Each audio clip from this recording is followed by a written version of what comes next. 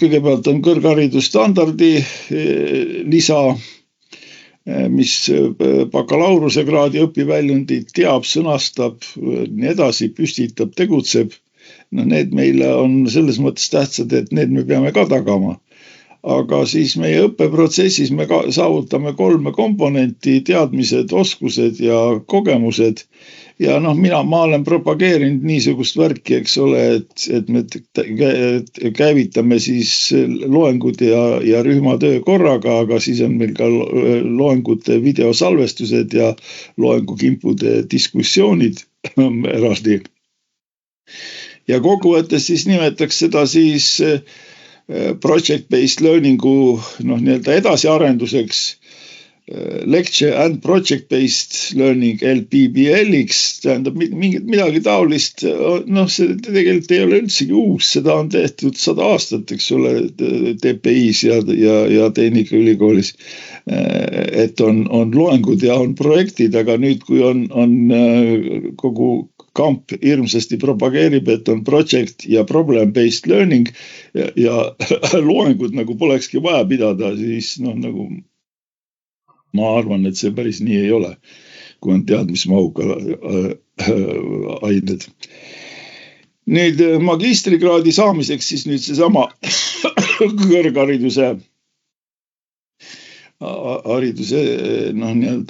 valitsuse standardi moodi asi siis lisaks bakalaureuse õpiväljunditele veel siis lahendab, rakendab, argumenteerib, hindab ja toetab, siis selleks seda protsessi.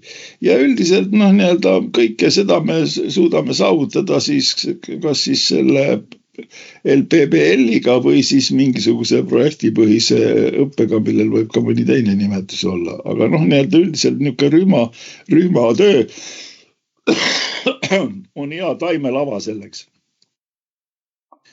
Nüüd on ka veel TalTechi korraldus üld- ja ainevaldkondlike pädevuste, nõuete ja korralduste kehtestamine. See on siis eelmise aasta lõpust. Ja siin on siis üldpädevused, on enesejuhtimis- ja õpipädevus, kriitiline mõtlemine, koostöö, suhtluspädevus, eetika. Peale selle on siis veel digi, ettevõtlus, kestliku arengu, inseneeria, matemaatika pädevused. Aga neid 2-6, neid me sõnaga siin oma kursustes saavutada ei pea, aga siis kohustuslike ainetega me peaksime suutma saavutada üldpädevused. Need üldpädevused muidugi on jällegi, nagu ma kohe teile näitan, on saavutatud jällegi selle LPBL-iga või siis rühmatööga. Ja nüüd ma uurisin ka natuke seda, et neid muide, nendega tegelevad ka peale TalTechi teised tegelased. Ja kui nad inglise keeles räägivad, siis kutsutakse neid transversal skills and competencies, mis on siis valdkondade ülesed. Ja kuidas neid nüüd saaks tõestada, et nad on tekkinud ja nad on olemas, siis siin on nagu 4 niisugust varianti ja siis mina olen siis läinud seda teed, et siis tudengid ise annavad tagasiside selles osas. Aga siin on siis ka teisi variante, mida siis võib põhimõtteliselt kasutada. Nüüd alustuseks on siis, see on küll nüüd Antoi Baka, tähendab IT-arendajatele tarkvaratehnika. Ja siia ma siis ainekavasse näete, olen lisanud omandab projektipõhise rühmatöö tegemisel järgmisi üldpädevusi. Nii et need tuleks siis paljudel teist ka sisse kirjutada oma ainekaartidesse. See on nüüd ühesõnaga ülikooli arvates maru tähtis. Nüüd näiteks niisugune probleem.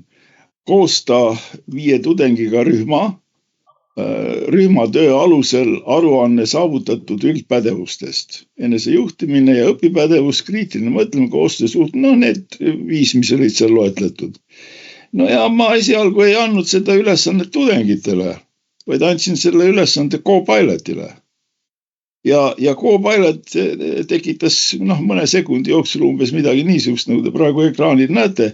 Ja kui te seda loete, siis võite olla veendunud, et kui tudengid niisuguse asja kokku paneksid, siis see oleks maru hea, nii et paremat polegi vaja teha. Aga muude asjade hulgas, ühesõnaga see tõestab ka seda, et see rühmatöö tõepoolest on ühesõnaga instrument nende üldpädevuste saavutamiseks. Et seda me oleme antud juhul siis tõestanud ka läbi tehisaru. Nüüd, kuidas praktiliselt see siis näeks välja? Nii-öelda rühmatöö juhend Moodle'is. Näete, siis on nõuded retsensioonile ja retsensiooni tavalised nõuded ja siis veel peale selle retsensioon peab sisaldama tagasisidet kogu tööle, tagasisidet eri osadele ja üldpädevuste hinnangud. Nii et ühesõnaga retsensent rühm hindab ühesõnaga teise rühma nende üldpädevust ja täiesti lahtise tekstiga. Ma nüüd Antoi nendele tudengitele kavatsen seda ka oma tudengitele öelda, et üldiselt me ikkagi hindame neid infotehnoloogilisi pädevusi.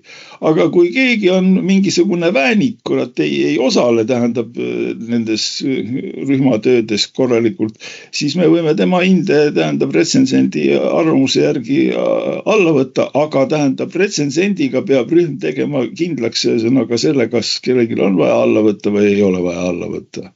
Ja näete, siin on ka siis pandud kohe juurde, et võite kasutada ka siis näiteks Copilotit või ChatGPT-d, ühesõnaga ei peagi ise välja mõtlema, kuidas see asi kõik käib. Nii et niisugune üldpädevus, see peaks siis rühmatöö üheks osaks olema.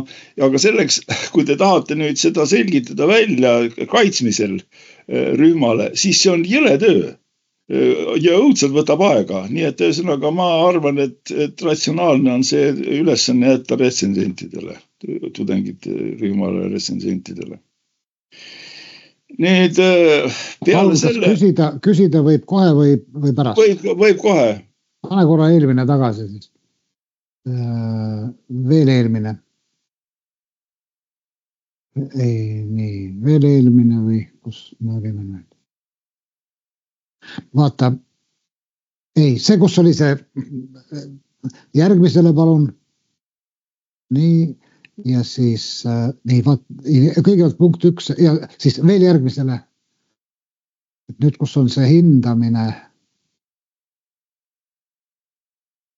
selles mõttes, et liigu nüüd tagasi allapoole, ma eksisin. Libises liiga kiiresti üle. Nii, veel nii-öelda, tagasi lõpupoole. Mul rohkem hindamisi pole siin. Ei, see, kus oli nüüd, et see üks rühm, kus see retsenseerimise koht oli? Vaat see. See ei ole, see on see retsenseerimise koht. Jaa, et vaat nüüd see viimane asi, eks ju, et kui nüüd kui see retsensent, mina olen teinud niimoodi, et eks ju üks rühm, retsensent on kollektiivne, kõik rühmad siis nii-öelda ringi pidi retsenseerivad teiste rühmade töid. Täpselt nüüd, nii mina ka. Ja nüüd on mul natuke raske mõista seda, vaata. Et kuivõrd teise rühma siis tudengid, kes ei ole osalenud selle hinnatava rühma seal rühmatöödes, oskavad hinnata nende koostööd, nende suhtluspädevust. Jah, mõnes mõttes, sest me kogu aeg, eks ju, need rühmad esitlevad pidevalt oma töö tulemusi. Kuule, Alar, tähendab, ma ütlen sulle kohe peale selles mõttes, et sa ei ole originaalne, täpselt sama küsimuse esitasid tudengid ka, täpselt sama küsimuse.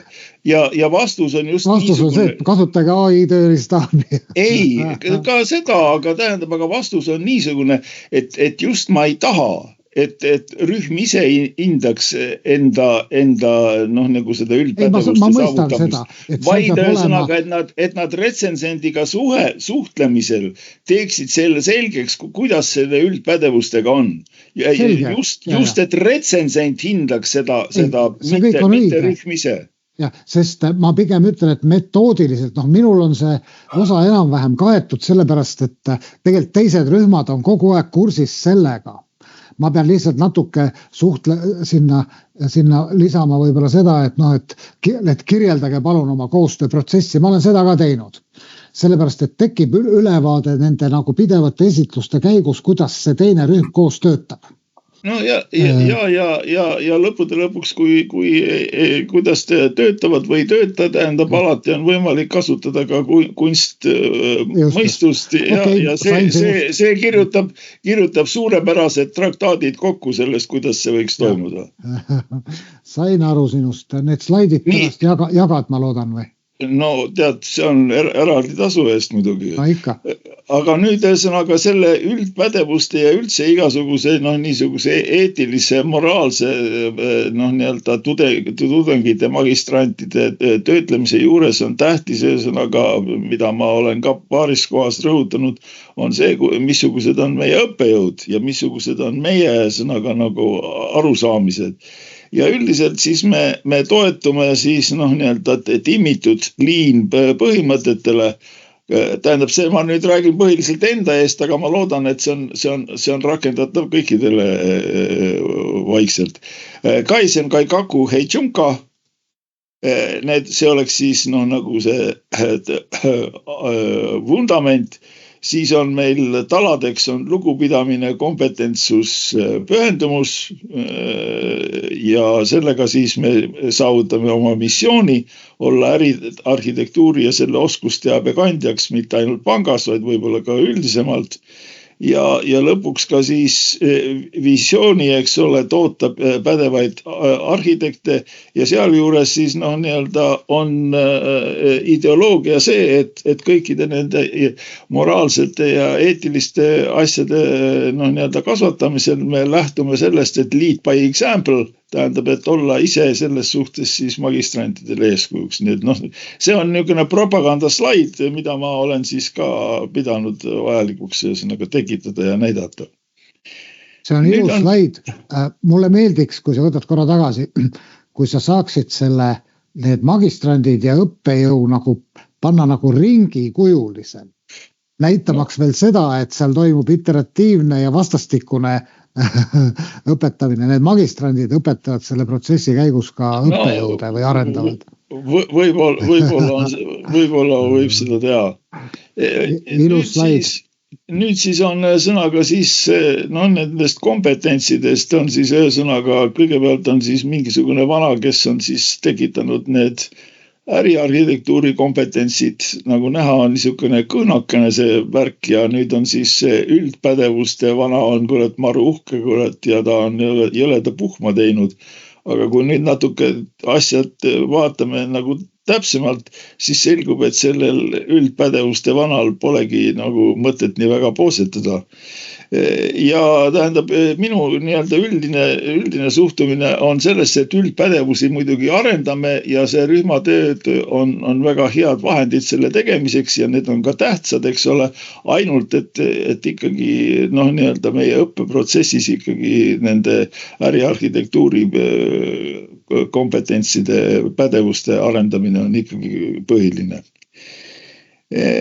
Siis veel nii-öelda seda propagandat, et meil on tarvis, eks ole, leida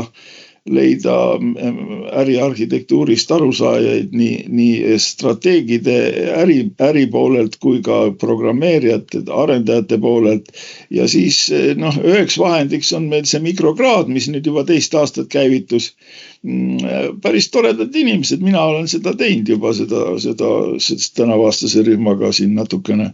Ja üks vahend on ka avalikud loengud, mis on välja pandud tähendab YouTube'i ja näete, siin on sõnaga ma olen ikkagi lähedane vist niisuguste erialaste loengute rekordile, et ettevõtte äriarhitektuur 2021, mis on peetud 22. aastal, seda on vaadatud üle 5500 korra, see on ikka küllalt palju, tähendab. Ja seal juures see protsess nagu jätkub, need 6 aega tagasi oli umbes 100 tükki vähem. Nii et ühesõnaga kõiki neid ühesõnaga vaadatakse, siis need ettevõtteid see kõnetab. Meie kahjuks ei ole veel kõnetanud meie nii-öelda naabererialasid. Näiteks ma olen seda püüdnud äriarhitektidele või äriinfotehnoloogidele, Pihole ja kompanile rääkida, et kui teil ainult üks aine oleks, siis see peaks olema äriarhitektuur, aga seda neil parajasti ei ole. nii et ühesõnaga niisugune värk.